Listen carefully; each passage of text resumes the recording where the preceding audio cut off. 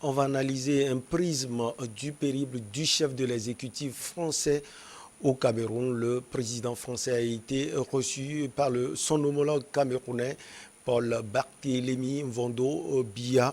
Au cours de la conférence de presse, la question mémorielle a été abordée. Emmanuel Macron souhaite un travail commun aux historiens français et camerounais et l'ouverture totale des archives. Je prends ici l'engagement solennel d'ouvrir nos archives en totalité à ce groupe d'historiens qui nous permettront d'éclairer ce passé sur deux situations individuelles, des épisodes que nous évoquions et pour qualifier très précisément les choses, c'est-à-dire l'implication de la France, le rôle aussi des autorités camerounaises à l'époque, avant et après l'indépendance, a ajouté le président français Emmanuel Macron.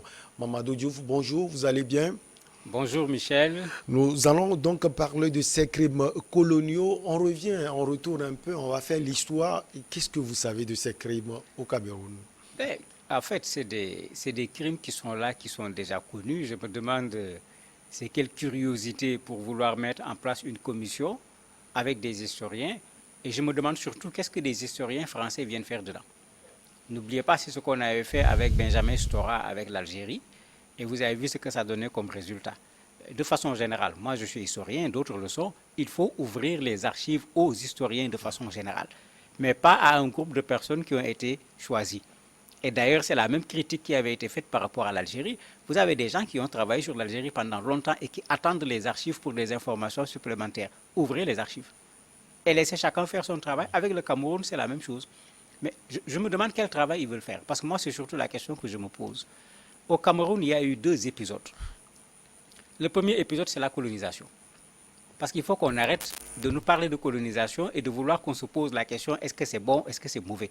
Colonisation, ça veut dire que des gens sont venus d'ailleurs occuper nos terres, nous obliger à travailler pour eux, exploiter nos ressources et même mettre dans des situations indignes les personnes qu'ils ont trouvées sur place. Ça suffit pour que la France demande pardon. C'est un véritable déni en matière de droits de l'homme. C'est de véritables crimes que la colonisation de façon générale a eu à commettre dans nos pays. Ce n'est même pas la peine de chercher la française, l'anglaise ou la portugaise. C'est très clair. Maintenant, il y a des endroits où de façon précise, au-delà du crime général de la colonisation, parce que c'est comme ça qu'il faut l'appeler, mais il y a eu des choses qui se sont passées qui sont inadmissibles. Lui-même, il a utilisé le mot tragique.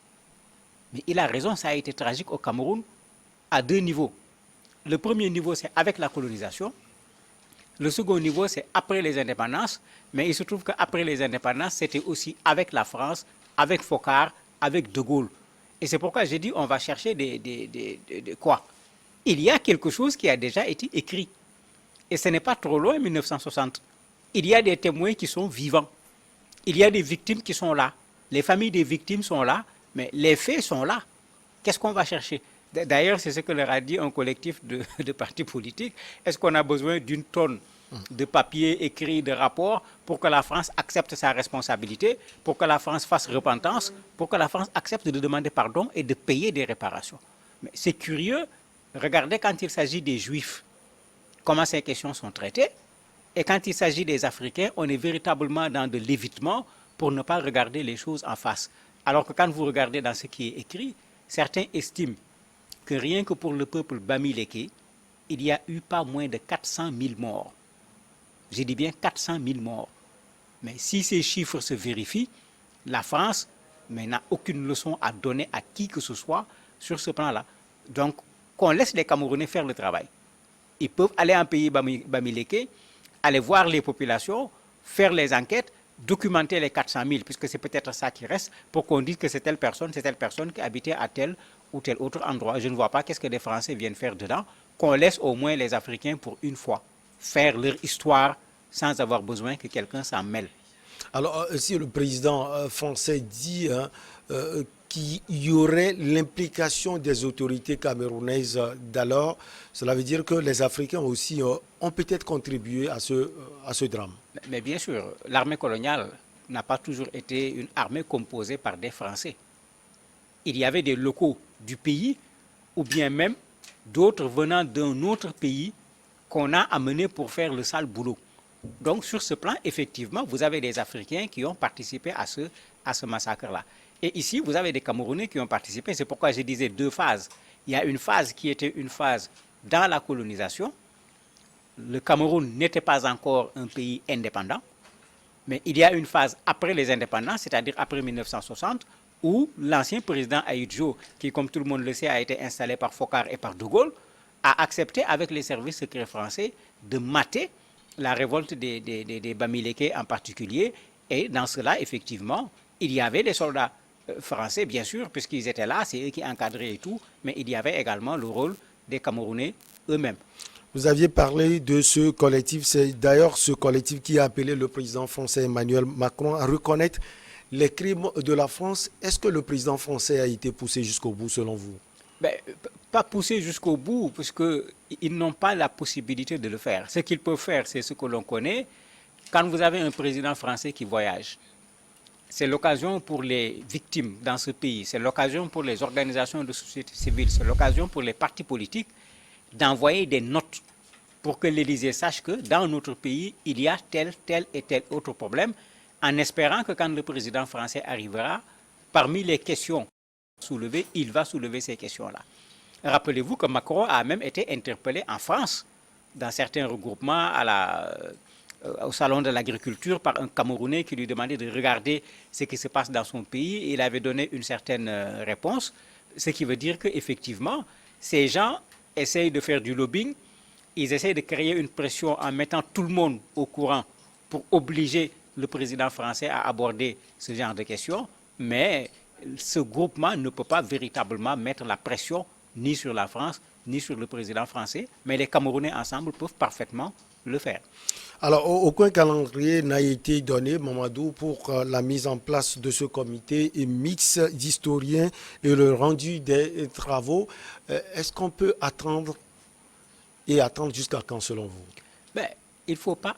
Pourquoi on va attendre? Le président français était accompagné de M. Achille Mbembe. Lui, il a écrit sur la question. Et il en parle. Donc, il a à côté de lui quelqu'un qui détient déjà des informations, parce que lui, des membres de sa famille même ont fait partie de ceux qui ont été des victimes. C'est pourquoi j'ai dit, qu'est-ce qu'on va chercher? Parce qu'on est en face de faits, on est en face de choses qui sont claires. Ce qui reste, c'est de dimensionner la chose pour savoir c'est 300 000 ou c'est 400 000. Parce que certains disent 300 000, d'autres disent 400 000.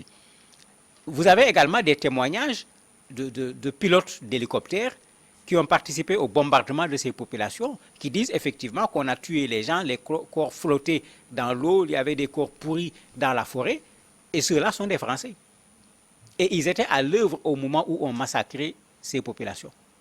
Vous avez Verschave qui a écrit là-dessus, avec un intitulé très intéressant, parce qu'il dit « Criminel France-Afrique », pour parler de cette question au niveau du Cameroun.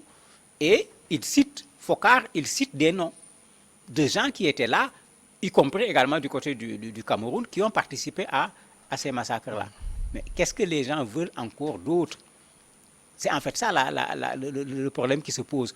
On va mettre une commission pour que peut-être les gens, on leur dise, mais voilà les TDR, il ne faut pas aller dans tel sens, il ne faut pas trop chercher de tel côté. Mais non, qu'on laisse les historiens de façon générale faire leur travail. Parce que des gens ont déjà travaillé sur la question, des gens ont déjà écrit. Verschave a écrit, il a publié sur le net en disant voilà ce que j'ai. Si quelqu'un a des informations contradictoires, je suis prêt à discuter avec lui. Si quelqu'un a des informations supplémentaires, je suis prêt à prendre ces informations pour compléter ce que j'ai fait comme travail de recherche. Mais pourquoi vouloir que ce soit un groupe de personnes qui va faire ce travail? Pour moi, c'est ça le problème de fond. Maintenant, après, ça posera ces questions de délai. Il va falloir mettre en place des moyens pour ces personnes, etc. Je ne crois pas que ça soit la bonne attitude. La meilleure attitude, c'est de laisser les Camerounais surtout faire leur histoire et faire le procès de la colonisation française au Cameroun. Ils ne doivent pas laisser un autre le faire à leur place, fût-il un Français. Vous l'aviez dit tout à l'heure, Mamadou, la France n'a aucune leçon à donner. On a vu, lors du périple du chef de l'exécutif français, les organisations non gouvernementales, il y a les membres de la société civile également, qui ont appelé le président français à faire pression sur le président du Cameroun, Paul Barthélémy Biya. On n'est pas dans la contradiction, Mamadou Diouf? Souvent, c'est ce que la France répond en disant aux gens, quand je parle, vous dites que je fais ingérence dans vos affaires, et après vous m'interpellez pour que je parle. Bon, ça, c'est un sérieux problème, qui a deux raisons tout simplement, hein. La première raison, c'est comme si nos chefs d'État sont plus sensibles à une France qui dit attention qu'à leur propre population qui disent attention. Ce qui est une catastrophe parce qu'au contraire, le président Macron à qui on s'adresse est plus sensible à l'opinion publique française qu'à l'opinion publique africaine réunie. Et c'est ça qui est normal parce que c'est l'opinion publique française qui l'a mis au pouvoir. Chez nous, malheureusement, souvent, on n'écoute pas l'opinion publique. C'est pourquoi vous avez les opposants, les organisations de la société civile qui ont cette expression qui dit on va internationaliser la lutte. C'est-à-dire quand à l'intérieur du pays, vous posez des problèmes, on ne vous écoute pas. Vous faites des délégations pour aller rencontrer les ambassadeurs des pays européens de façon générale, l'ambassade des États-Unis. Vous faites un dossier que vous envoyez au niveau des Nations Unies, en particulier dans ceux qui s'occupent des volets des droits de l'homme, etc. Et c'est ça qu'ils sont en train de faire malheureusement et qui semble un peu paradoxal parce qu'en même temps, on dit à la France libère l'Afrique et en même temps, on dit à la France fais pression sur le président pour que on puisse obtenir plus de démocratie, plus de liberté d'expression, etc. Ce qui est sûr, le président français a confirmé que toutes les archives seront déclassifiées. Alors, Mamadou Diouf, si le travail est fait, qu'est-ce qu'on peut attendre derrière? Mais ça dépendra des Camerounais. Ça dépendra des Camerounais. Je me rappelle, il y a eu une très grande rencontre en Afrique du Sud sur la question de l'esclavage. Et lors de cette rencontre, quand les gens ont pesé tout ce qui a été fait, d'abord, il fallait qu'on considère l'esclavage comme un crime contre l'humanité. Donc ceux qui l'ont fait sont des criminels contre l'humanité. La deuxième chose, il y avait un débat fou sur le dédommagement ou pas. Est-ce qu'il faut réclamer des réparations par rapport à l'esclavage? Certains disaient oui, en disant que si beaucoup de pays européens tiennent debout aujourd'hui, ils tiennent debout sur la base des ressources et du travail des hommes africains. Donc ils doivent compenser. D'autres disaient non, quand on demande à compenser, c'est comme si nous voulons marchander ce crime contre l'humanité. C'est le même problème qui risque de se poser au niveau du Cameroun. Bien sûr, l'esclavage, c'est encore plus loin. Cette affaire du Cameroun, c'est allé jusqu'aux environs de 1976, puisque ça a continué bien après les indépendances de 1960. Demander à ceux qui sont des parents des militants de l'UPC, mais ils ont été poursuivis, pourchassés, exécutés. Le fondateur qui a été également le président de l'UPC a été tué. Mais c'est des choses qui sont là, qui sont des choses concrètes. Mais quand c'est documenté, les familles même peuvent aller vers la justice internationale pour demander à ce que la chose soit jugée. Le Cameroun également, en tant que pays, peut formuler un dossier en bonne et due forme pour réclamer de la France, la reconnaissance, ce qui n'a pas été fait jusqu'à présent, parce que c'est vrai que Hollande avait dit qu'il y a des choses pas normales qui ont été faites. Sarkozy dit Macron dit que bon, nous avons fait, mais vous avez fait, sans pour autant dire exactement de quoi il s'agit. Peut-être en faisant cette pression, la France finira par reconnaître que ce qui s'est passé au Cameroun, c'est un génocide. Ce n'est pas moi qui le dis, c'est un autre auteur qui le dit en parlant exactement de génocide par rapport à ce qui s'est passé, surtout avec le peuple bamileke.